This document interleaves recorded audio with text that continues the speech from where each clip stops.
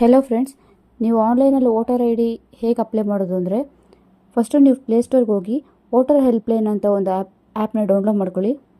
App download ಆದಮೇಲೆ app open ಮಾಡಿ. ಅದರಲ್ಲಿ ಫಸ್ಟ್ ಆಪ್ಷನ್ ಬಂದು ವೋಟರ್ ರಿಜಿಸ್ಟ್ರೇಷನ್ ಅಂತ ಒಂದು ಆಪ್ಷನ್ ಇರುತ್ತೆ. ಆ ಆಪ್ಷನ್ ಮೇಲೆ ಕ್ಲಿಕ್ ಮಾಡಿ. ನೆಕ್ಸ್ಟ್ ನ್ಯೂ ವೋಟರ್ ರಿಜಿಸ್ಟ್ರೇಷನ್ ಅಂತ ಒಂದು ಆಪ್ಷನ್ ಇರುತ್ತೆ. ಆಪ್ಷನ್ ಮೇಲೆ ಕ್ಲಿಕ್ ಮಾಡಿ. ಅದಾದಮೇಲೆ ಅದು ಕೇಳುತ್ತೆ, ನೀವು first time voter I D ಮಾಡಿಸ್ತೀರಾ, ಇಲ್ಲಾಂದರೆ ನಿಮ್ಮ ಹತ್ರ already voter I D card ಇದೆಯಾ ಅಂತ ಕೇಳುತ್ತೆ. ನೀವು ಫಸ್ಟ್ ಟೈಮ್ ಮಾಡಿಸ್ತಿದ್ದೀರಾ ಅಂತ ಆದಮೇಲೆ ಟಿಕ್ ಮಾಡಿ.